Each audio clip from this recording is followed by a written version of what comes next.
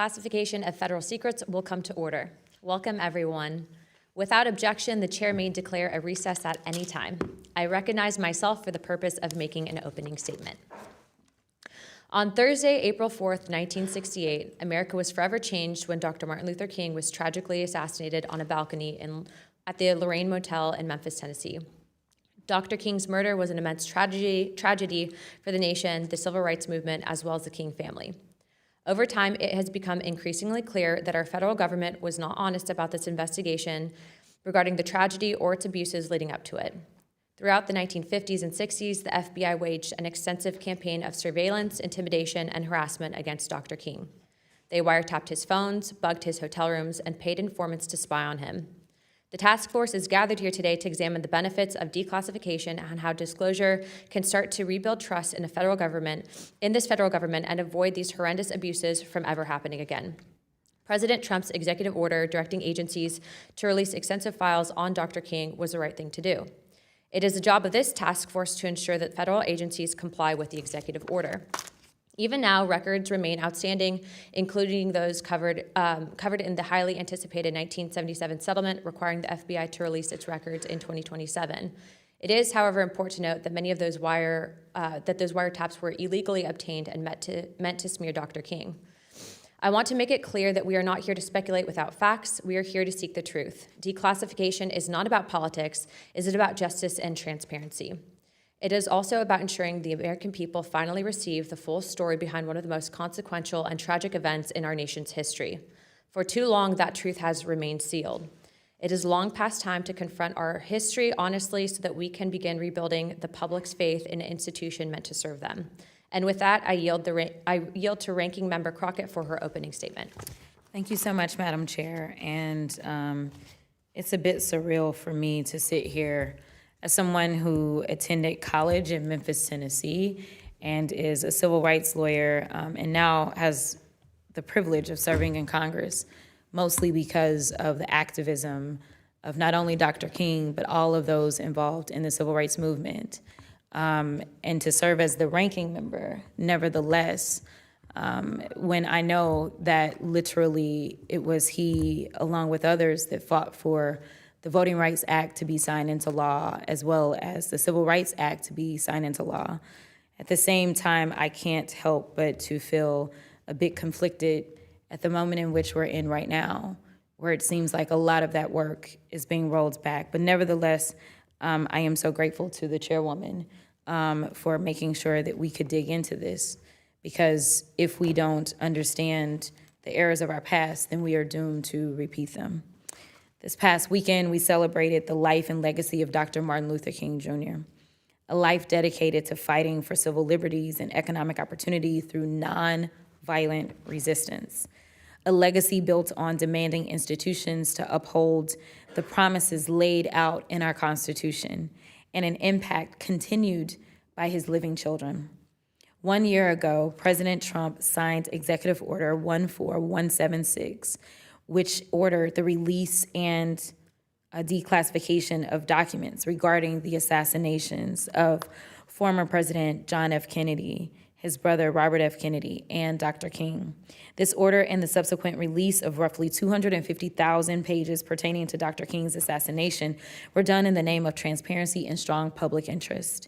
Yet when it comes to the crimes that have not been brought to justice or the victims and families that have not had their day in court, this administration has lied to the American people, disregarded subpoenas and discharged petitions like they are mere suggestions, and continues to trample over transparency despite incredibly strong public interest, both domestically and internationally.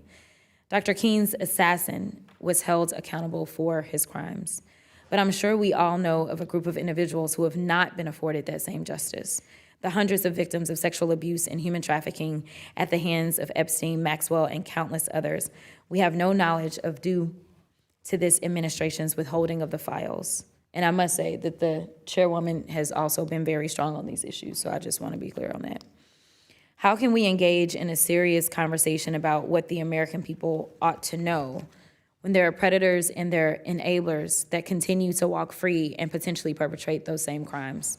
We simply cannot in good faith, but this administration does not know good faith. This administration knows distraction, destruction, and deals all for the benefit and protection of the president and his billionaire buddies. We know that no new information regarding King's assassination was uncovered following the release of the declassified documents.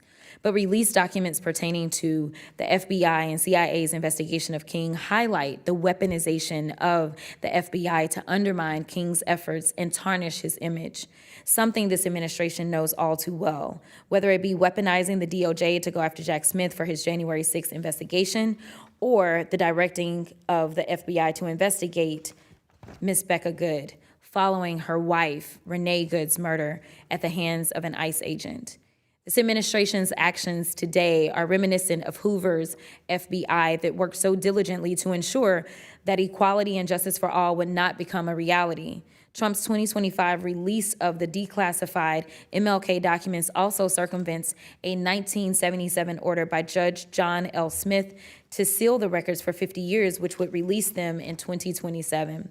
Releasing the documents 2 years ahead of their schedule order is another example of this administration's laundry list of ignoring the law and its pattern of slashing through protocols that protect our national security and intelligence. Today's hearing and the continued actions of the administration undermine the work Dr. King dedicated his life to, while also reminding us how the Trump administration and Republicans, to quote Dr. King himself, are more concerned about the status quo than about justice, equality, and humanity. Thank you, and I yield back. I ask for unanimous consent for Representative Mfume of Maryland to be waived onto the task force for today's hearing for the purpose of asking questions. No objection. Without objection, so ordered. I am pleased to welcome the panel of witnesses here today. I'd like to first welcome Dr. Alvida King, who happens to have her birthday today, so happy birthday, ma'am. Oh, just real quick, how old are you turning again? Oh, no, you didn't. Yeah, she was in her you said 70? 75. Happy. You gonna put that on the record? Happy 75th birthday, ma'am. We're very happy to have you here today. Dr. King is the niece of Reverend Dr. Martin Luther King. She is a former college professor, previously served in the Georgia State House, and is a former presidential appointee. Dr. King currently serves as the chair of the American Dream at the American First Policy Institute. Mr. Stuart Wexler is an investigative researcher and author who has co-written 2 books on the Dr. King assassination. And Mr. Kia Hamadachi is a senior federal policy counsel at ACLU. He is the former House and Senate staffer and went to work at the Peace Street Project and the Congressional Progressive Caucus Center. Pursuant to the committee rule 9G, the witnesses will please stand and raise your right hand.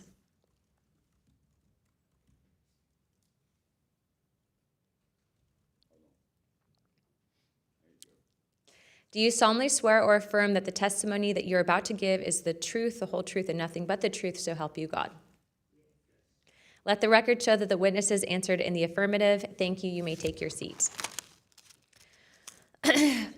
We appreciate you being here today and look forward to your testimony. Let me remind the witnesses that we have all read your written statement, and it will also appear in full in the hearing record. Please limit your oral responses to 5 minutes, but if it goes over, it's okay. As a reminder, please press the button on the microphone in front of you so that it's on and that the members can hear you. When you begin to speak, the light in front of you will turn green, and after 4 minutes, the light will turn yellow. When the red light comes on, your 5 minutes has expired, and we would ask you to please wrap up. I now recognize Dr. King for her opening statement. Thank you. Madam Chairwoman, Ranking Member, and members of this honorable committee, thank you for allowing me to appear before you today. I am grateful for your service to our nation and for your willingness to engage in this important and solemn work. I am Dr. Alvida Celeste King. I come before you today not only as a policy leader, as a daughter, a niece, a granddaughter, a mother, a grandmother, and a woman of faith. I wish to begin by expressing sincere appreciation to President Donald J. Trump. My mother's last message to him, and my mother was a very devoted Democrat, but she was so blessed when President Trump signed our home that had been bombed in Birmingham, Alabama in 1963, and she thanked him for putting the home of her husband and our family on the registry when he signed that, and it's on the cover of one of our books. Attorney General Pam Bondi and Director Tulsi Gabbard for their commitment to transparency and openness in government. The release of the files related to the assassination of my uncle, Reverend Dr. Martin Luther King Jr., represents a meaningful and historic step towards faith and truth and justice. Especially difficult truth has a way of getting and setting us free. Transparency invites trust, and trust is essential for national healing. This moment, I'm very emotional because it triggers many memories as I'm speaking to you today. Please excuse me. This moment is deeply personal for me and my family. My uncle, Dr. Martin Luther King Jr., was first and foremost a preacher of the gospel. Before he was a global civil rights leader, he was guided by faith, prayer, and family as a husband, a father, and uncle, a servant of God. He believed with all his heart that we are one blood, one human race, created by God and called to love one another, even when that love is costly. My father, the Reverend A.D. King, was a pastor and civil rights leader who stood faithfully beside his brother in the civil rights movement. Daddy, too, preached nonviolence, reconciliation, and courage rooted in faith. My grandfather, the Reverend Dr. Martin Luther King Sr., or Daddy King as we called him, raised our family in the church and taught us that righteousness, justice, humility, and perseverance must guide our public lives as well as our private ones. As we have reviewed these newly released records, we are reminded that the civil rights era was marked not only by moral courage, but also by deep concern, misunderstanding, and mistrust. There were moments when institutions failed to live up to their highest calling. Instead of protecting voices calling for justice and for peace, actions were taken that caused pain, confusion, and heartbreak for my family and for many others who labored peacefully for equal rights. I say this not in anger, but in honesty and with sincere grace from God. We cannot heal what we refuse to acknowledge, and yet we must approach the truth with humility and forgiveness, remembering that our goal is not condemnation, but rather restoration and healing. My uncle taught us that love must be the center of every pursuit of justice. Nonviolence was not merely a tactic for him, it was a way of life. He reminded us that hate cannot drive out hate. Only love can do that. Darkness cannot drive out darkness. Only light can do that. In a time when our nation feels deeply divided, I believe this moment offers an invitation to unity, to prayer, and to a renewed commitment to the ideals that bind us together. I pray that the work of this committee will help lead our nation forward in wisdom, humility, and peace. Thank you for allowing me to share my heart today. I look forward to your questions. Thank you, Dr. King. I now recognize Mr. Wexler for his opening statement. Greetings, Chairwoman Luna, Ranking Member Crockett. Do I need to? Yeah, press the button, please. Greetings, Chairwoman Luna, Ranking Member Crockett. Thank you, and everyone else on the task force. Thank you for giving me the opportunity to talk to you folks today. My focus is going to be on material that we can obtain, but I want to say that the material that you've already have released, which is something like 245,000 pages, is already a major contribution to scholarship, to investigations, to the public in trying to understand what happened. I'll talk a little bit about what's in that material. Most of my time is going to be playing with you folks to release some more. The main focus of what I'm going to be talking about, and I'll go into some depth and in questions, is my hope that you will release the sealed material, sealed by this body, by the House of Representatives. This is incredibly important. You're the folks who can release it. Executive order cannot release it. to release the materials from the House Select Committee on Assassinations, I'm going to call it the HSCA a lot as we move forward, that was sealed not by a judge. This was sealed by the clerk of the House of Representatives, but it can be unsealed. It's misperception, I'll talk about it, at the discretion of that clerk.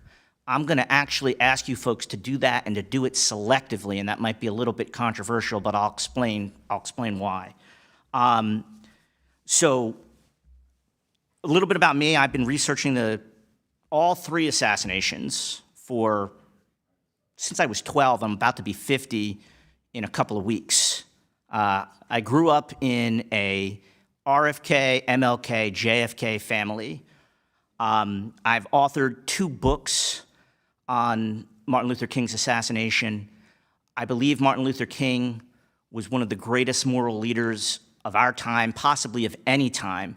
And in fact, I think he was killed in large part by people who wanted to divide our country against each other and have us engage in basically a genocidal civil war, because crazily enough, they think that somehow from those ashes something good would come. And for 2 weeks after Dr. King was killed, when our country descended into the worst domestic unrest that we experienced since the Civil War and Reconstruction, some of those people might have been licking their lips, but they failed. And I'd like to actually take this opportunity, if the King family is watching, to extend it to them, but to Ms. King, to thank their family. They do not get enough credit for what they did after his assassination to calm the tensions in this country when we were at each other's throats. I mentioned that I come from an JFK, MLK, RFK family. My father and my grandparents were at the March on Washington in 1963. 5 years later, on April 5th, in the chaos in the school in which my father taught, he was knocked to the ground. A student had a chair and was ready to hit him in the head. But he paused and he put the chair down. And my father was convinced that it's because that student thought about the example, not only Dr. King, but the message and the example that his family was offering to the country at the time. And it might be presumptuous of me. I'm definitely going to do it on behalf of my late father, but to do it on behalf of the country, I don't know if anybody's ever thanked you folks for that. But amongst the many things that you should be thankful for, that's one of them. Now, I'd love to reframe the focus of this committee, not to the legacy necessarily specifically of Dr. King, but to focus it on very specifically what the executive order that Donald Trump put into effect, I think almost a year ago to this day, and that's releasing files very specifically related to his assassination. There is a misconception that the material that was released in June was derogatory material towards Martin Luther King. You know, your committee and the archives actually did an amazing job of focusing the material that was released on his actual murder and the investigation of his murder. The material that was released was something called the Merkin files. That's an abbreviation the FBI gave it. It's Murder of Martin Luther King. Every single field office in the United States was involved in the investigation of the murder that happened afterwards. And you folks got released virtually every single one of those files, including headquarters files. There's a handful I could talk about it that need to be put in, but almost all of them were released. There's almost nothing in there I've never seen, I've been researching this for 20 years. In the Merkin material, you don't find the kind of salacious stuff that J. Edgar Hoover was quite deliberately collecting to try and smear Dr. King. And frankly, and this is a point I want to make, I'm actually kind of glad it does not, because if you know anything, and I'm going to probably ask questions about this, that material is unvetted material. So it's not necessarily good stuff, but what you can do, and I'm running out of time, there is still one major body of evidence that needs to be released. It's the House Select Committee on Assassinations files on Martin Luther King's assassination nearly every single page of the concurrent investigation into the JFK assassination has been released. Zero has been released on the Martin Luther King assassination. Mr. Wexler, we're a minute over and we have to run to votes real quick, so we will continue to ask you those, but we are going to move on to our next witness, Certainly. Mr. Hamadachi. Chairwoman Luna, Ranking Member Crockett, and members of this task force, thank you for the opportunity to testify today on behalf of the American Civil Liberties Union about the release of files related to the legal surveillance of Dr. Martin Luther King and broader issues of government surveillance. The surveillance of Dr. Martin Luther King represents one of the darkest abuses of government power in the history of our country. Under COINTELPRO, Dr. King was subjected to extensive warrantless surveillance that violated both his constitutional rights and the fundamental principles of a free society. The FBI's campaign against Dr. King had no connection to any legitimate national security concerns or law enforcement purpose. The FBI wiretapped Dr. King's phones, bugged his hotel rooms, monitored his associates, and attempted to destroy his reputation. It remains one of the most shameful episodes in FBI history. The surveillance was warrantless, it was illegal, and it was wrong.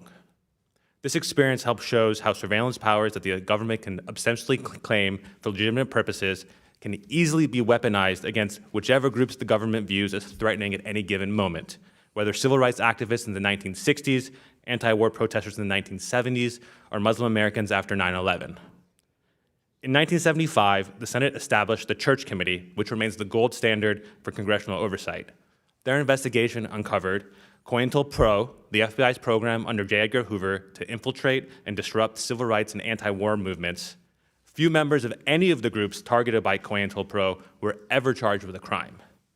Operation Chaos, the CIA's domestic surveillance of anti-war protesters, political dissidents, and civil rights activists, and Project Shamrock, an NSA program that collected the contents of private telegrams and communications without warrant or judicial approval. The committee's work led to the creation of the House and Senate Intelligence Committees and the Foreign Intelligence Surveillance Act, or FISA. Over time, however, these achievements eroded as the oversight framework established in the 1970s has proved ill-equipped to handle the modern era. In recent decades, under presidents of both parties, we have seen a massive expansion of the government's surveillance apparatus in ways that threaten our rights, allowing the government access to vast amounts of personal information and communications, often without warrants or the kind of robust safeguards needed to protect individual privacy and constitutional rights.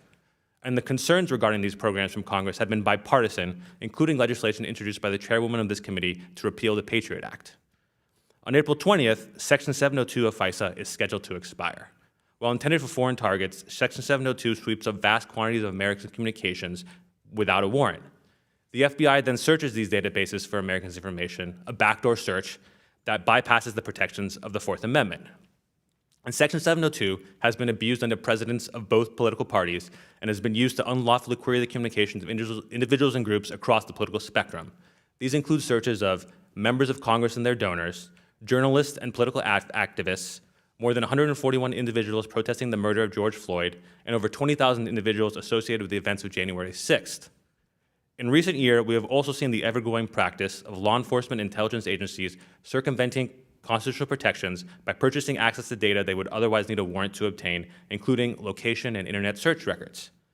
This is allowed to occur because of gaps in the law, and the Fourth Amendment is Not for Sale Act, which passed the House of Representatives with bipartisan support last Congress, including from the chairwoman and ranking member of this task force, would have closed this dangerous loophole. More recently, National Security Presidential Memorandum 7, or NSPM 7, has directed federal departments and law enforcement agencies to focus existing authorities to investigate and disrupt civil society groups and nonprofits under the false labels of domestic terrorism. This strategy of investigating and disrupting networks mirrors the exact abuses uncovered by the Church Committee. It uses categories subject to political, ideological, and racial bias to paint ordinary Americans as threats. Simultaneously, the Department of Homeland Security has expanded its surveillance infrastructure through facial recognition apps like Mobile Fortify, the use of spyware technology, expanded use of Stingray technology, and nationwide networks of automated license plate readers. The question before this task force in Congress is whether we will continue down our current path or whether we can change course and conduct the kind of comprehensive investigation that the current surveillance state demands. A new Church Committee, tasked with investigating the exercise and abuse of executive power, would represent the first comprehensive review of presidential authority in half a century. And the only sustainable approach is principled oversight that constrains executive power and related surveillance authorities, regardless of who holds the office of the presidency.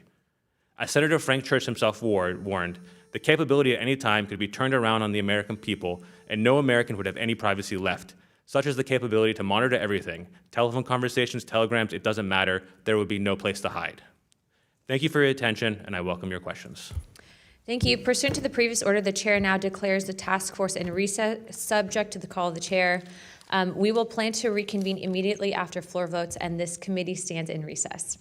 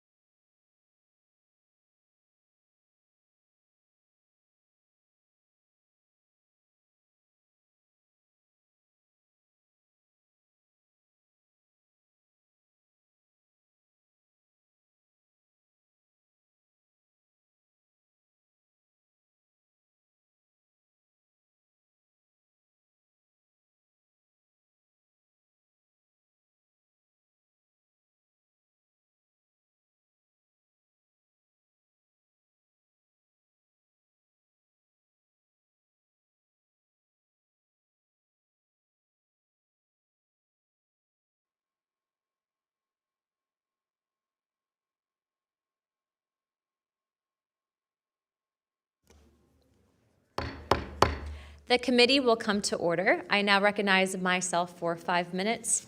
Mr. Wexler, if you could, over time, do you think that there is some way to inform the American people about the counter-tel-pro type of activities more in depth without giving unwarranted support for the kind of dirty tricks, unvetted smut, et cetera, that none of us should have to hear about people we respect, especially when it might not be true? I think there's definitely a way. I think the way you do it is you delineate between process and substance, and I use substance very loosely. So if you want to say, release information that says, in a file, right, on X day, this agent planted this device in so-and-so's hotel room at 5:48 in violation or contradiction to orders from the Attorney General's office, the public should get to see something like that. But right afterwards, you're going to probably have a whole bunch of information that was obtained from what was almost definitely, if you know anything about how the FBI surveillance worked at that time, a grainy microphone in a closed room that's interpreted by biased people who are out to smear the people they're interpreting. Mm-hmm. Their bosses are on their case to give them material that they can leak to the media to smear somebody. I would redact that stuff. You can tell me about the process without giving me stuff that, as I could probably get to in later points in time, I know of examples where they've had obviously false information that it snowballed into even worse false information, and it's in the files. We don't have people who are alive now who can even tell you that it's false. And so that's my worry, that it's going to be just continuing Hoover's dirty work for him. So you would consider that with interpretation as basically like planted information with the intent to smear reputation?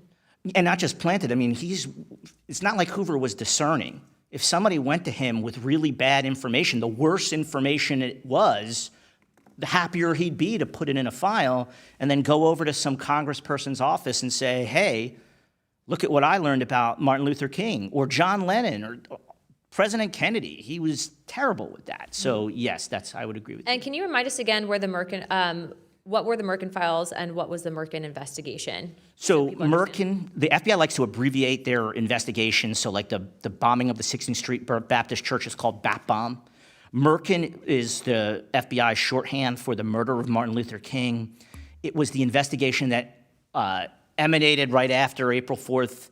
It was all 55 field offices in the country, multiple field offices overseas, central headquarters. They were all in what was one of the largest manhunts, one of the largest investigations in FBI history, dedicated to try and investigate the crime.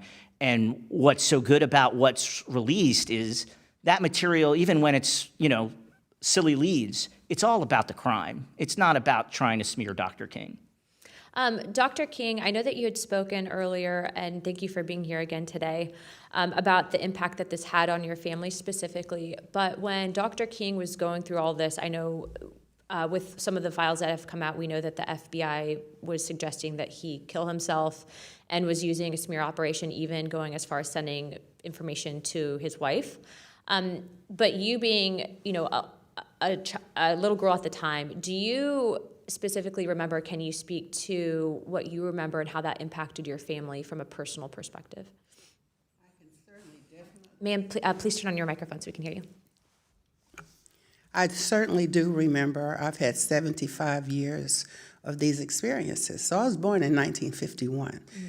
Around 1956 or so, my uncle, Reverend Dr. Martin Luther King Jr., my father, Reverend Alfred Daniel Williams King, they were brothers, they were preachers together, young fathers, family men together.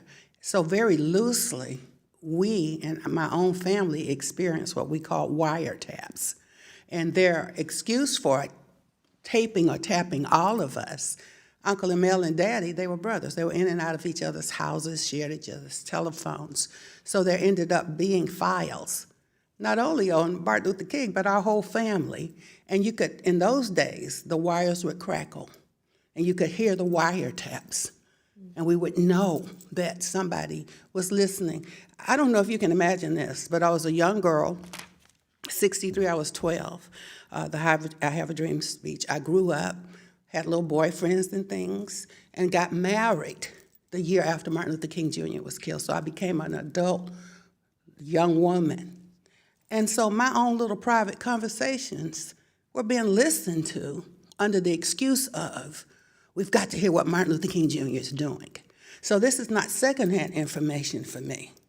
It happened to our whole family.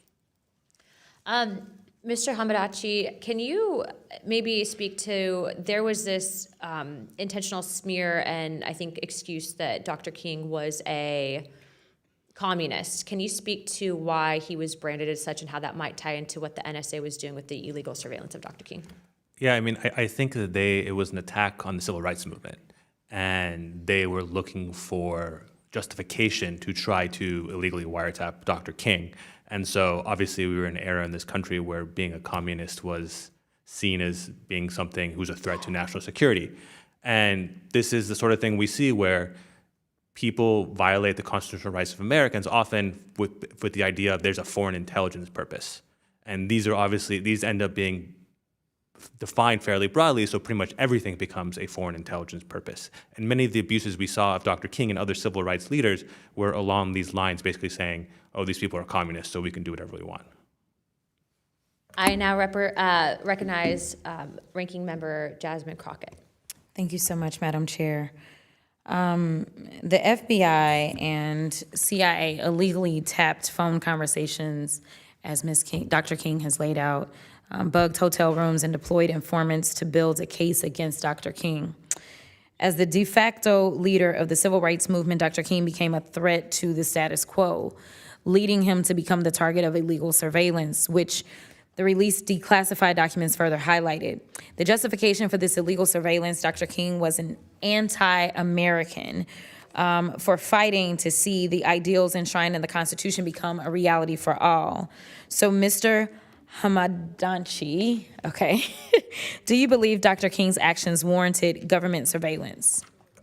Absolutely not. There was no justification, no national security justification, no law enforcement purpose, so no. It's almost as if the FBI should have used its time and resources to investigate the countless threats on Dr. King's life, rather than attempting to discredit a man working to fulfill the very tenets the agency claims to defend. Today's political landscape proves that Dr. King's efforts are just as needed as they were during his lifetime. From day one, Trump has rolled back federal protections of civil liberties, destroyed the institutional integrity of our federal government, and wielded law enforcement to do his personal bidding. The Trump administration is quick to deem individuals from private citizens to elected officials as anti-American. Their alleged crime, daring to stand up and speak out against this administration's illegal actions. But you know what's anti-American? It's anti-American to deport individuals without due process. It's anti-American to strip thousands of their birthright citizenship. It's anti-American to attack your enemies and send the DOJ after them. So again, I ask you, Mr. Hamadachi, would you agree the current administration is similarly weaponizing the government against private citizens as it was done to Dr. King, and if so, how? Yeah, I mean, I think we've seen unprecedented abuses of executive authority under the current administration. And part of the problem is in the aftermath of the surveillance of Dr. King, we saw a lot of reforms after the Church Committee, and those reforms have broken down. And we've seen a vast expansion of executive authority under presence of both parties that this administration has now taken and supercharged in a way that we haven't seen for a very long time. Today, we're supposed to be voting on a bill as it relates to ICE specifically.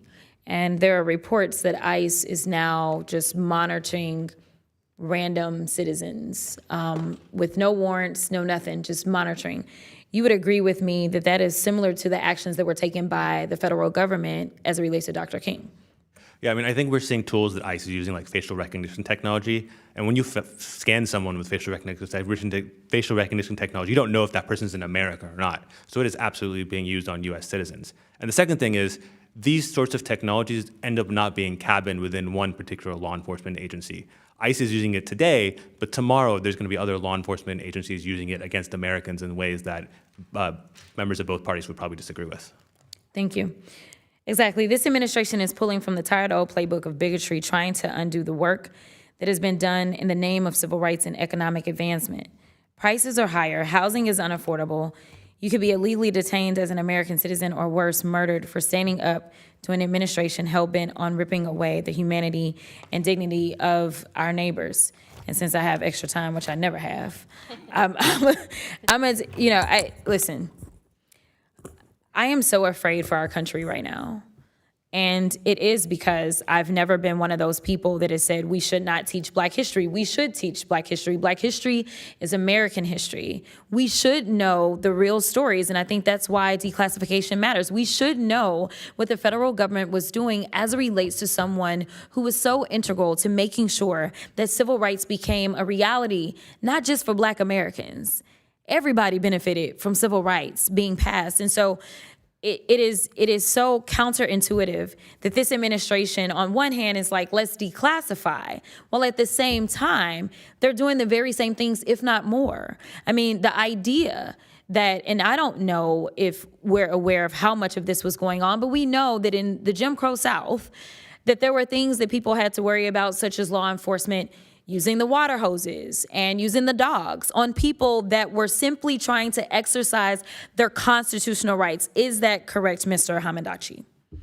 I think there were definitely lots of abuses, like you said, at that time. Yeah. And sadly enough, it seems like instead of us moving forward, we're only moving backwards. So hopefully declassifying this, hopefully we can take this as an opportunity to learn from what actually caused harm in our country, because I appreciate what Mr. Wexler said about actually bringing people together in the aftermath and the work that the King family did. I am calling on our country to become unified, because right now the hate is destroying us. Again, as we just celebrated MLK Day, the best thing that we can do to honor MLK is to see the humanity in our fellow citizens as well as those that are immigrants, and actually decide that we are going to be on the side of humanity. So thank you, and with that, I will yield. I ask unanimous consent for Representative Tlaib of Michigan to be waived onto the task force for today's hearing for the purpose of asking questions. No objection? Without objection, so ordered. I now recognize Representative Lee for 5 minutes. Wasn't expecting that. But thank you so much, Madam Chair. I think the thing that we need to remember during this hearing is that these files wouldn't even exist if the federal government had not abused its surveillance powers and gone after private citizens like Dr. Martin Luther King Jr. The FBI ruthlessly and persistently surveilled Dr. King and his family, even in their own home and without any kind of warrant. It is only thanks to the work of journalists and government investigators of the 60s and the 70s that we know that the FBI weaponized its COINTELPRO program to spy on, to harass, and to intimidate Dr. King and many other civil rights leaders and figures. In 1976, the Senate Church Committee found that the FBI used COINTELPRO to go after civil rights groups who were fighting for integration and enfranchisement. Mr. Hamadachi, the FBI didn't just surveil, collect information, did they? Can you tell us how the FBI weaponized this information against Dr. King and other civil rights leaders? They were trying to politically smear these leaders because they were trying to discredit the civil rights movement. And so they were trying to create accusations against them that would do that. And the most important thing to note that pretty much anyone that was surveilled in the COINTELPRO was never actually charged with a crime. Thank you. And did these types of tactics stop after the Church Committee's findings? The Church Committee findings were, at the time, pretty groundbreaking, and the reforms that we put into place did work in the aftermath. But that was 50 years ago, and things have changed a lot like that, and those oversight structures are no longer good. Thank you. In fact, there's even more ways that the federal government can exploit laws now to surveil private citizens. Post 9/11, of course, a number of new laws gave the government a whole slew of tools to do the same thing in the name of national security. We saw these tactics used against Black Lives Matter protesters. We saw them used against student protesters supporting a ceasefire in Gaza. Now we're seeing it used against anti-ICE protesters. Federal government is also using AI and spyware to better surveil private citizens, which is why I demanded answers from Secretary Noem on ICE's contract with the spyware company, whose surveillance product has the ability to access people's cell phone data without their knowledge or their consent. The Fourth Amendment protects people in this country from unreasonable searches and seizures. Yet for decades, the federal government seems to throw that right out of the window when it's Black or as brown people who exercise their First Amendment rights to free speech or peaceable assembly. Time and time again, these movements are portrayed as terrorists or violent, rioters, or simply anti or un-American, all to give the federal government the excuse that their unlawful actions are in the interests of national security. So the federal government can't be allowed to violate people's rights under the cover of darkness. We wouldn't even know about the federal government's actions against Dr. King or the COINTELPRO operation if it wasn't for strong oversight. So we need to continue this important oversight work, which is why today Rep. Jonathan Jackson and I are introducing the COINTELPRO Full Disclosure Act. This bill will require the public disclosure of all COINTELPRO records and establish a review board to ensure compliance. So, Madam Chair, I invite you and, of course, the rest of our colleagues to join me in this effort. And I think in an attempt to ensure that there is no government overreach on private citizens, I would love if we could have your support for that. I'll take a look at it. I don't have any objections. Thank you. We go will on. get. Illegal We'll definitely get that surveillance. to your team, and we appreciate you looking. Okay. With that, I yield back. Thank you very much. I now recognize Representative Tlaib from Michigan for 5 minutes. Hi, thank you all so much for this. You know, I'm not on this committee, and I appreciate the chairwoman waving me on because what I witnessed the last 2 years was very reminiscent of the targeting of Dr. King, and not only spying, but the attack on his moral character. And I know Dr. King here knows what I mean. You know, not only racializing, but using ways to tear him down, to divide the community that has been behind the civil rights movement. And so, you know, as a Palestinian American serving in Congress, I'm seeing ACLU and others representing folks right now that the government, in expressing their First Amendment, the government targeting people who have expressed their First Amendment right around boycott, apartheid governments, genocidal governments. And so Mr. Hamadachi, right now, private citizens are being spied on. Is that correct? Yeah, the government, through many different programs, is gathering lots of communications in Americans, and they have access to that communication without a warrant. And have you in the ACLU witnessed them also targeting students? I would say that I can't point to specific abuses that happen with students, but almost certainly. And one of the things we've actually seen with students in particular is the use of social media monitoring. Yep. So using algorithmic tools technology to actually today. monitor what they're saying in social media and then acting on that. So what I witnessed is, you know, the targeting by the federal government and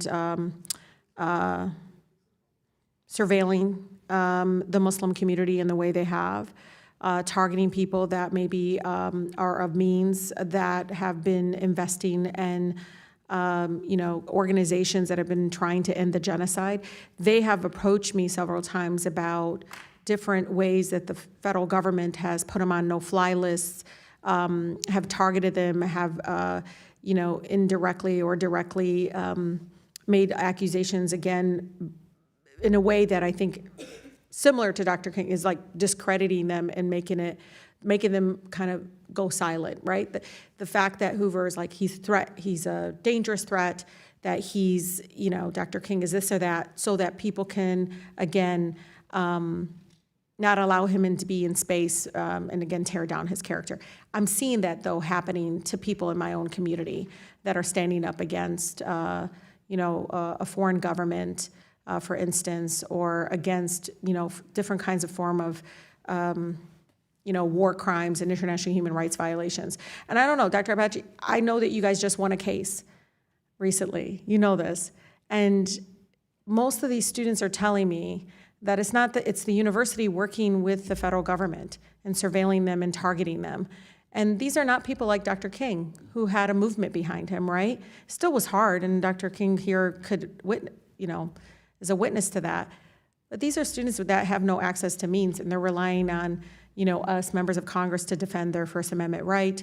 But I think it's just important for American people to know Dr. King is the one that a lot of people talk about, but just in a few years, in 2024 and 2025, you saw the increase of campuses and organizations working with the federal government to use various means to surveil and target and terrorize students. I would say, particularly in the post 9/11 era, we've seen a vast expansion of programs like the no-fly list, like surveillance of many, many different surveillance programs. And part of that is the overstrike structures that we built into place since the 1970s have completely broken down. Do you know if, for a fact, and I've asked this before, anybody on the no-fly list, anybody on campuses have been targeted, have they even been charged with a crime? It is often the case that someone can be on the no-fly list or could be surveilled by the government without ever being charged with a crime. Yeah. With that, I just yield, just for the chairwoman to know, I can bring in one by one people, businessmen, women who work in the education field, others that have come to my office who continue to be put on no-fly list, not told why, not even given a process to get, and again, it's been incredibly painful because they feel like the government's watching them, surveilling them, putting them on a list, and they have no way to defend themselves or to be able to understand why. And I think it's something we should look into. And again, majority of them are Muslim, but they always start with one community and they'll get to the next and the next and the next because they disagree with them politically. Thank you so much, I yield. I now recognize Representative Burleson from Missouri. Thank you. I want to thank the witnesses for being here today. And thank you, Madam Chair, for your support of transparency. And really, I want to thank our president for his efforts to be the disclosure president. As many of you know, and the reason why we're here, under his executive order, we've had over 240,000 classified documents released. These documents pull back the curtain on the surveillance that was heavy-handed and towards, and before, leading up to Dr. King's assassination in 1968. And we're talking about wiretaps, we're talking about bugging hotel rooms, in trying to get informants within his circle, all run by his own government that's there supposed to be protecting his rights. Look, at the end of the day, I think what's interesting is the impact maybe still goes on today. And so I was going to ask the witnesses first and foremost, Mr. Wexler, do you see similarities to what happened at the time that Dr. Martin Luther King was assassinated and the surveillance, the heavy hand of the surveillance state? Do you see similarities to what we are facing today?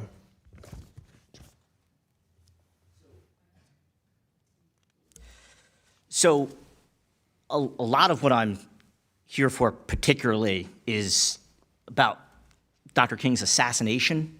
And a lot of those 250,000 files, I've been through them. Almost none of them actually deal with the surveillance on Dr. King. I'm well aware of what the surveillance was on Dr. King. I'm hoping that we could talk about what can be done to release even more information on his assassination if Congress unseals the records from the House Select Committee on Assassinations. To your question, Representative Burleson,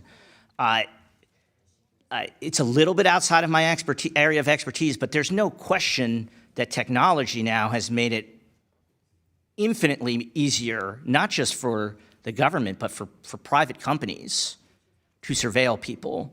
And so that is something that definitely concerns me. Part of what I'm trying to do here is to suggest a way forward on the assassination files where we can release the material on King's assassination that the executive order focuses on, the assassination, release that material from the House's investigation in the 1970s without reflexively releasing information that, again, and I hope I can answer some questions about this, I think is not even true about Dr. King. Like that's my big concern is that there's the process of the surveillance, which is a terrible thing that happened. But it all seemed to be trying to point in a direction that really was not the reality, that he was somehow, connected to, or he was a communist in some way or a socialist. And it was all trying to pin that on him. But when you look at the documents that have been released, they seem to indicate that he never had any of those comments or thoughts. Well, I mean, again, the documents are almost entirely, the 250,000 that were released were exactly what President Trump put forward in the executive order, which is almost exclusively about the crime, like who was where, when, what witnesses saw what, what did the analysis of the bullets say. There's a small subset that deals with the surveillance, it's Operation Merrimack, of some of the civil rights and anti-war activities, which people forget Dr. King was associated with. But it's not the salacious stuff. We know about the salacious stuff from other previous sources, and it's partially why I'm worried, because I agree with you, Representative Burleson.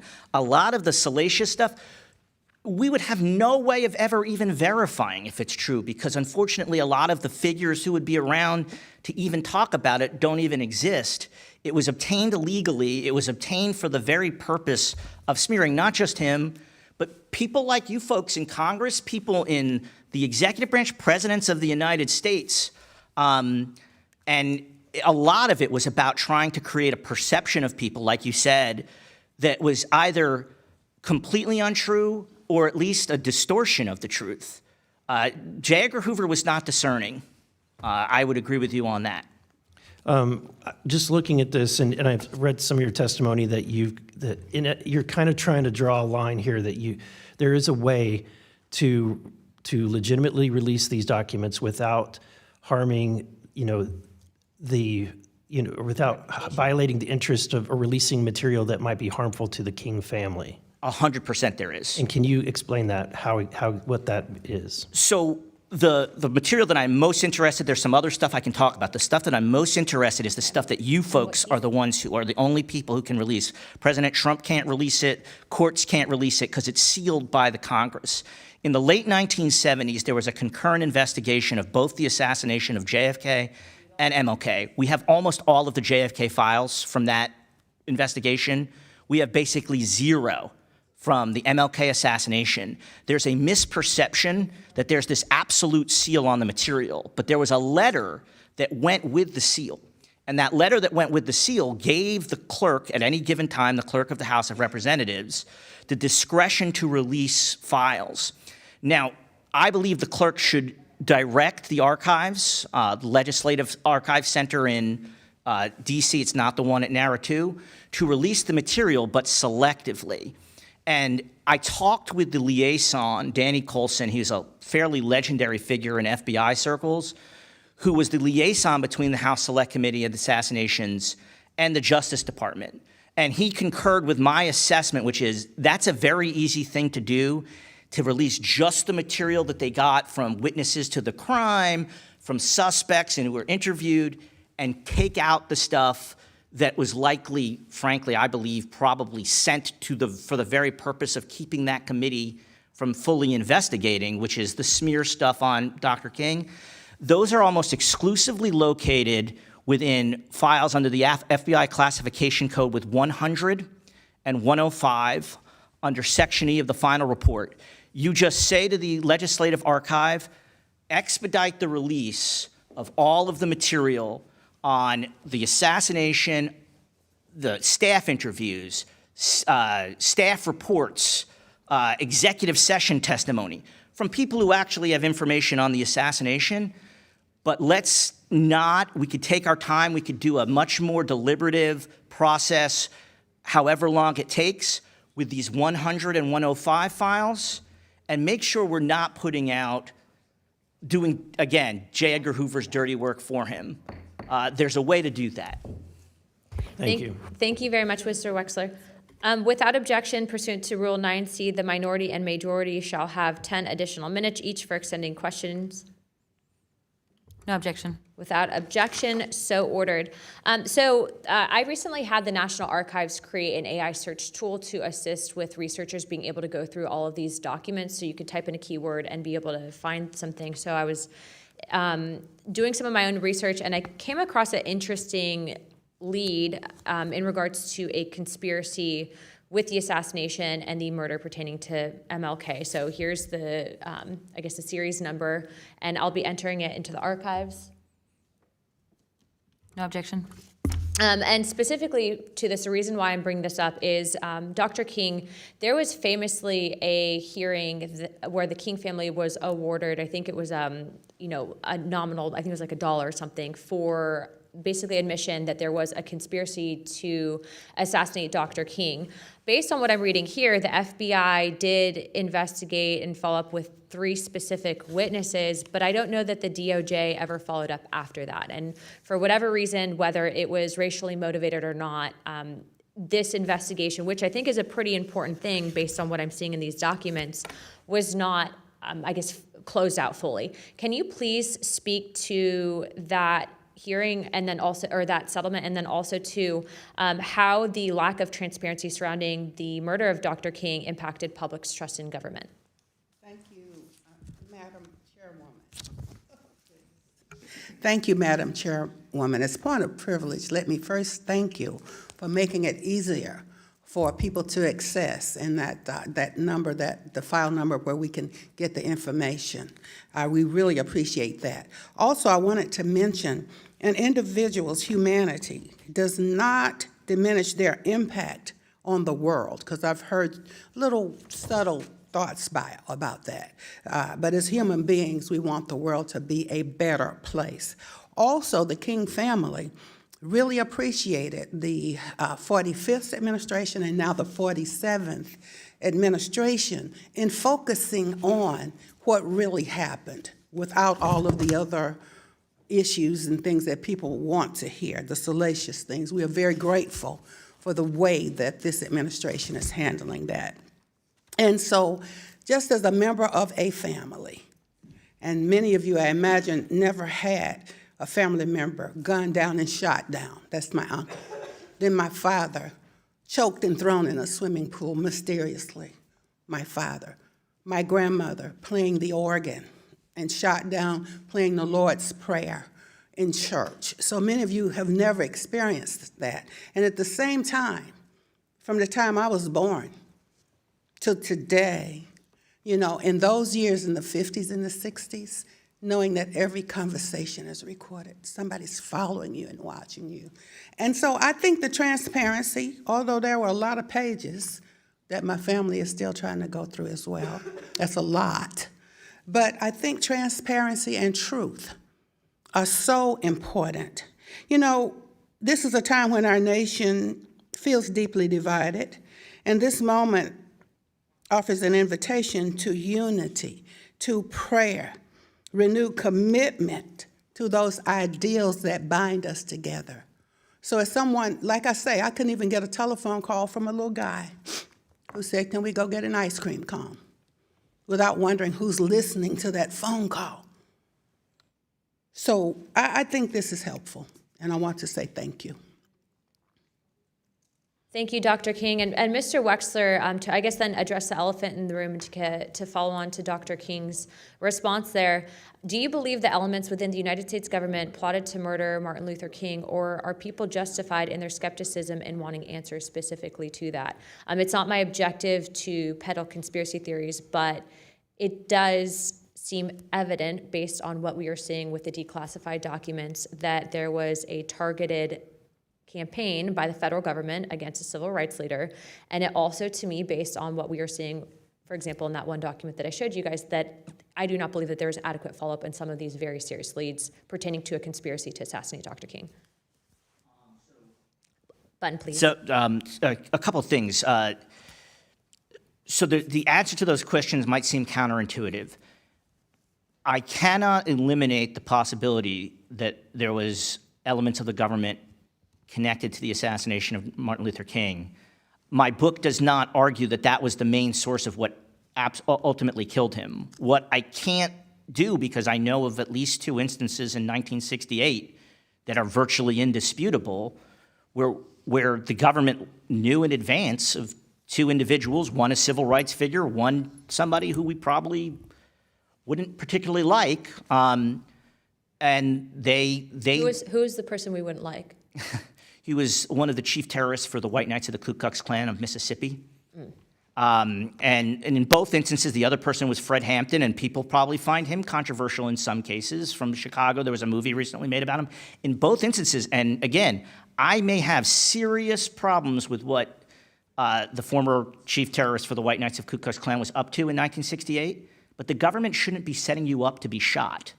And in both instances, that's essentially what happened. They didn't do the shooting themselves, but they basically put out the information and the red meat to people who, in law enforcement, who were basically itching to do something. So you do think that it's possible that the federal government either had former knowledge and or pushed people in the right direction in order to commit the assassination of Dr. King?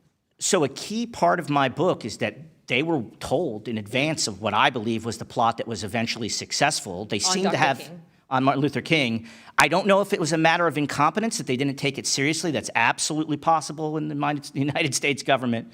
But I also know they had informants that they tried to protect.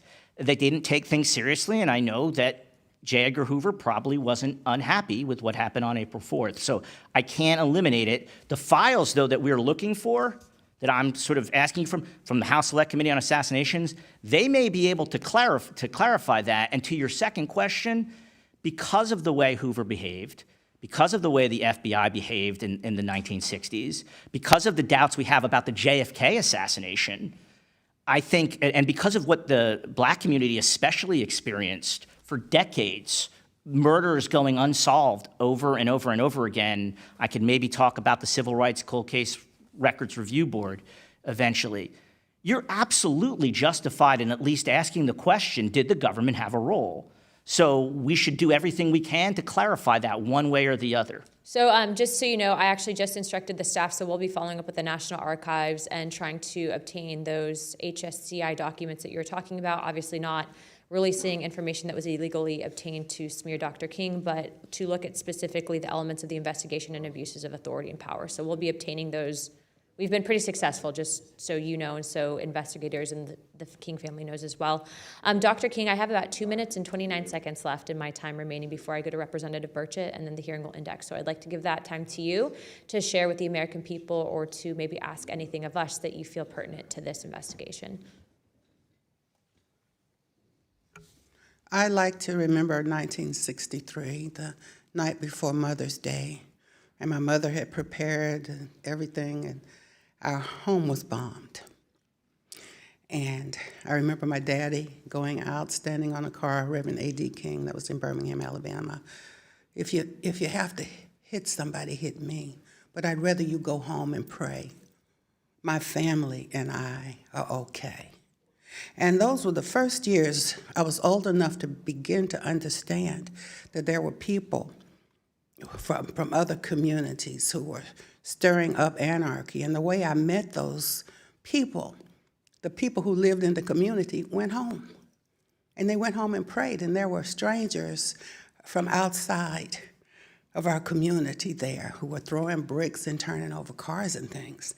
And Daddy talked about people, everybody doesn't want peace, everybody doesn't want love. I can't speak to whether it was a conspiracy or not. I'm not here just to give you my own experiences. But I have discovered that if we want peace and unity, Reverend Dr. Martin Luther King said, we must learn to live together as brothers and I'll add as sisters and not perish together as fools. I'm reminded of my mother, who was a Democrat, and then later in these years, I've been a Democrat, an independent, and a Republican. And I used to work when I was a state legislator with the Republicans, and they're like, you're a Democrat, you can't talk to them. Why can't I talk to you? I didn't know. But there are people in America today who still want peace, who still want unity, who still want love. And I can only urge you, we're one blood, one human race. We all bleed the same. Thank you, President Trump, that's true. I want us to come together without fear, without hatred, without division. And I remember my mother's words. She was so grateful and so tearful when President Trump put their house that had been bombed on the registry, and she thanked him. Well, Miss Naomi, you're a Democrat. Don't thank him. I think I want to stop there. But if we choose love over hatred, truth over secrecy, and faith over fear, then the sacrifices of those who came before us, including my uncle, my father, will not have been in vain. Then my living shall not be in vain. Your living will not be in vain as you work together. Thank you. Thank you, Dr. King, and to, okay. I'm gonna do some of my 10. Okay, you're fine, you're fine. Well, wait a minute, Tim, you need to get somewhere? Because I'll let you go. You need to go somewhere? Do you want to say something? Do you want to follow? Well, I'm gonna have to say something anyway. Go ahead. She said she has 10 minutes of questioning, but you can go first is what she's saying before she does hers. Oh, okay. Okay. I now recognize Tim Bittert for 5 minutes. Yeah, it says 10 minutes. Don't give me that. I'll have an altar call up here. Yeah. So they don't. You know why they don't let politicians? If you find me some one-armed deacons, I'd be a pastor, but I don't trust them with two hands. Thank you, y'all, for being here. I guess I am one of those that on the edge of the conspiracy theorist. I was at Brushy Mountain Prison. I saw James Earl Ray when I was a young man, about 16. We used to minister to a guy who was on death row, since been electrocuted in Tennessee. And I was always reminded, I've read some books by the mob, and they always have a scapegoat. And it's always a loner, kind of a nut. But I think things need to be said. Ray was a two-bit criminal.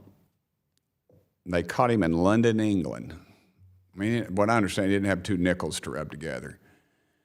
And he had it was 68. I remember we were going to Clarksville, Tennessee, and I heard it on the radio. I remember it because they said, they were talking about President Kennedy and RFK, and then Martin Luther King had been shot. And it didn't register with me. I was 4 years old, but I can remember. But I've since studied it, and it's always a loner. It's always a nut. It just seems to me it's just too dadgum convenient. And the mob will tell you that's what they do. When they kill somebody, they always have a scapegoat. And I remember what a pastor friend of mine, who's never voted for me, by the way, in Knoxville, and I'm naming a post office after him anyway, but because he's my dear friend. And he was in Memphis. He worked for Dr. King. I guess he was 17 or 18 years old. And I always remember I was mayor of Knox County. I went to the NAACP breakfast or dinner that night, big fundraiser. And they had me sitting at the head table. And I asked Middlebrook where he was sitting. And they said, they got me over here. And I said, well, Kelly and my wife and I, we're going to sit with you. And he said, why is that? And I said, because you run with the one that brung you. And I said, these kids are standing on your shoulders. They think civil rights is something on the History Channel or something. And we'd always have Middlebrook come eat dinner with us, lunch, with the young kids in my office at Calhoun's. And I remember my dear friend Colonel Julian said, preacher, how many times were you arrested in Memphis? And he said, Colonel, I think about 37. And you just think how things have changed and how, we talk about how bad they are. But I tell you what, in Knoxville, Tennessee, East Tennessee, things are pretty good. Things are pretty good. We're moving in a better direction, I feel like. But I do feel like and is it true that some members of the King family talked to Ray, James Earl Ray, and they don't think that he pulled the trigger? Is that accurate, ma'am? My cousin Dexter Scott King is deceased. Yes, ma'am. But during his lifetime, he was involved in some of those discussions. I was not personally, but yes, I was aware of that, yes. Okay, and Dexter was Dr. King's son. His boy? Yes, ma'am. Yes. Okay. Yeah, so I remembered very well when James Earl Ray escaped from Brushy, and because Dr. King's daddy, who was also a preacher, was in Tennessee at that time, just totally out of our, they caught him. They caught James Earl Ray just down the road. It was something, he didn't get very far. He wasn't that great of a criminal, and he sure wasn't that good of an escape artist. And but I'm wondering, ma'am, why are some certain pieces of the surveillance, why do you feel like they're still under seal until 2027? And something I worry about, anytime I don't trust the government, and I am part of the government, and I don't mind telling you that, but anytime we have our hands on something, whether it be Epstein files or whatever, I have a hard time believing it. I have a hard time believing anything these knuckleheads come in here and tell me, whether we're in a skiff or anywhere else. They're so compartmentalized, and they're so, maybe they're telling the truth, but it's the truth as they know it. And they're looking down the barrel of a .22, And they need to be looking down a trash can, because I think it's that big. I'm sorry I talked too much, but please. May I answer it in this way? And I'm only speaking not for the whole family. Yes, ma'am. And certainly in a very unofficial, personal capacity. There are so many people that are in those reports, and I think that has been said, who are gone on beyond. And so since you can't find them and you can't verify, it wouldn't necessarily make sense to have so much of that we forget the purpose. And the purpose is to come together in truth and unity. Yes. So that's just my thought. I can't say that's why, but that's what I think. Okay, and I've run over it. Let me ask the ranking member if I could just go a little bit. And I will tell you this, I saw a lady walking down the hall from a far distance, and she was wearing bright pink. And I said, where is she going? And then she got closer, and I was about to say, Jasmine, we're supposed to be in committee. And then she got closer, and I realized it wasn't Jasmine. So if somebody comes up to you and says, this idiot Burchett just, but anyway, she was lovely and dressed classy like you do. So I wanted to say that for the record, and then ask you if I could have a little more time. Okay, great. Let me ask you, Mr. Wexler, and then maybe you, sir. What's your thoughts on that? My thoughts on why the files are sealed. It's a little bit of speculation, but I'll give you a twofold answer.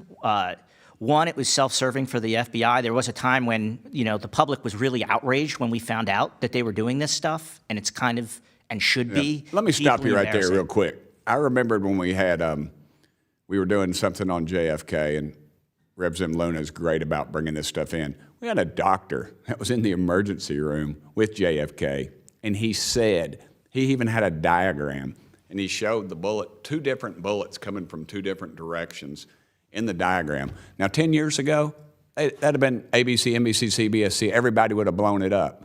But that's just what they do. They delay. And what Dr. King said, I think, that these people die, and then there's nothing out there. And then all we got is vapor. But sorry, go ahead, sir. And then my second would be is that, And this place ought to be filled up with angry people right now. Angry congresswomen and men ought to be ticked off. I'm sorry. And the second, I do think there's an element where, as it gets later on in time to what I believe Dr. King was getting at, where you start to say that you're releasing information that never should have been collected in the first place. I got you. That you don't even know if it's true. And again, I could speak to you if somebody asked me about what happened to somebody named Reverend Ed King, which was just outrageous, and I could explain that in a further question. And maybe, you start to realize now we shouldn't release this stuff because we should never have taken and collected it and put out this nonsense in the first place. It doesn't have anything to do with what's going on or what went on. Yes, sir. Yeah, I mean, I think the primary concern is that it was illegally obtained and should never have been obtained. And I think just generally we should be careful about releasing surveillance, even if it was lawfully obtained. I mean, even as legal, Yeah. it doesn't make. I mean, slavery technically was legal in this country, but it's the most horrid thing that we ever did. I would say, for instance, the legal standard for obtaining metadata is lower. We'd obviously support raising that, but if someone collected your metadata and they did it legally, you wouldn't want that released to the public, even though it was collected unlawfully. Okay, I'm out of time, but I do think this was a cover-up. And remember, Dr. Middlebrook told me, he said that they, and I'm a gun guy, and that shot he made had 1 foot on a toilet and 1 foot in a bathtub, and he leaned over to make the shot. And the next day, they had cut all the brush out from that flop house he was in, that Ray was in front of it. So I think, and I've talked to so many people from Memphis I served in the legislature with, and they just think it's been covered up. And I don't know if we'll ever know on this side of eternity. But I want to thank y'all. I'm sorry I rattled. Dr. King, thank you, ma'am. I appreciate your walk with Jesus, and I appreciate your kind words that we had. Thank y'all for being here. Sorry. You're good to go. I just want to add to the record, this was submitted to us. To the members of the Committee on Oversight and Government Reform, we are here to answer the question, What do the declassified MLK records reveal, and why do they matter? These documents are significant because of what they reveal to the American people about the Federal Bureau of Investigation. I submit that there are 3 facts that the American people need to know to contextualize these records. First, the FBI is the main actor within this historical drama, not Dr. King. The Modern Freedom of Information and Privacy Act was signed into law so the American people could petition for U.S. executive branch agency records to hold our government accountable to the rule of law. When President Johnson signed FOA into law, he stated, "This legislation springs from one of our most essential principles. A democracy works best when the people have all the information that the security of the nation permits. Americans should always read executive branch agency records with an eye toward government malfeasance. Dr. King is not the one on trial here. Rather, it is the actions of the FBI. Second, the American people need to know that the declassified and classified MLK records reveal the extreme measures the FBI undertook to destroy a private citizen due to political and ideological differences. As both the U.S. House Permanent Select Committee on Intelligence and the U.S. Senate Select Committee on Study Governmental Operations with respect to intelligence activities revealed, the campaign to investigate King was not based on criminal activity or legitimate national security concerns. Division 5 of the FBI, under the guidance of Special Agent William Sullivan, concluded early in the investigation that allegations of communist infiltration and collaboration were unfounded. Surveillance persisted because of FBI Director J. Edgar Hoover's personal animosity for King, because King's politics of freedom, justice, and equality for all, regardless of race, ran counter to Hoover's politics. The FBI unleashed a deliberate campaign to undermine a Black freedom movement under the guise of national security. The investigation against King was not conducted in good faith. Much of the information contained in the files falls under the legal doctrine of fruit of the poisonous tree.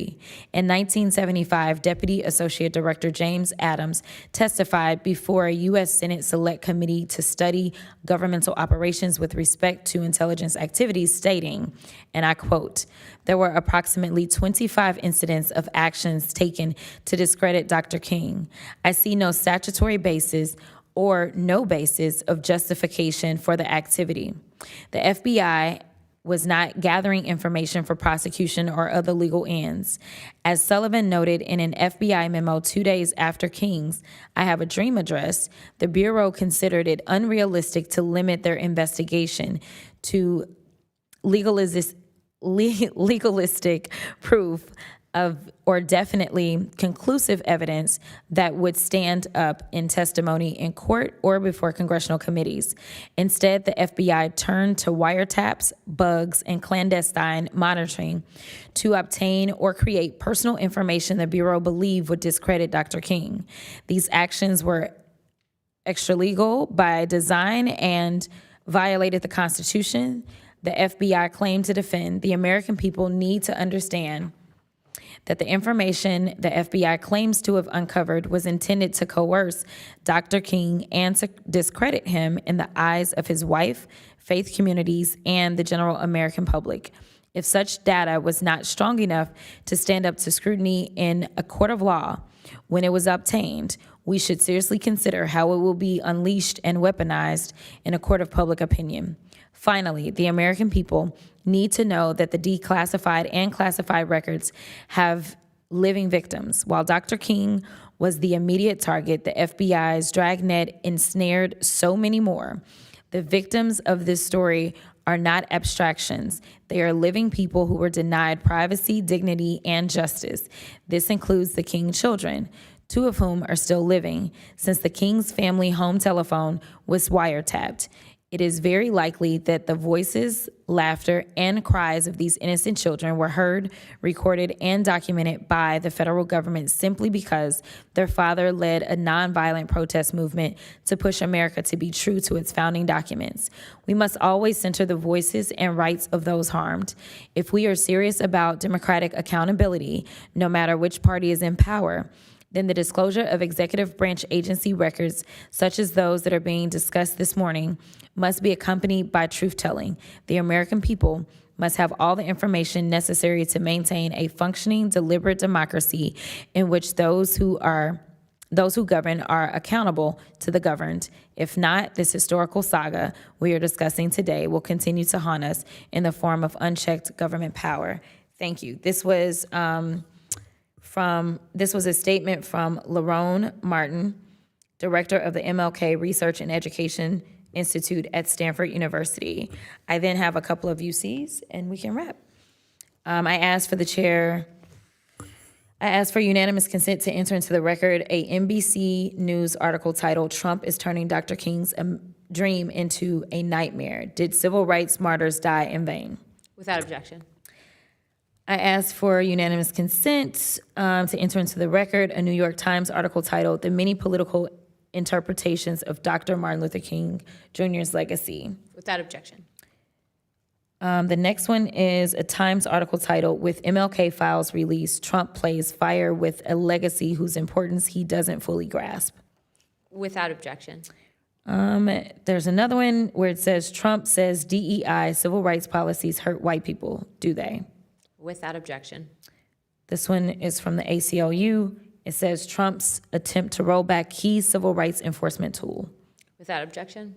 CNN article, "Judge deals blow to Trump Justice Department's use of Civil Rights Act to clean voter rolls." Without objection. And the final one is from the Southern Poverty Law Center, and it's titled, "Trump Executive Action on Voting Explained." Without objection.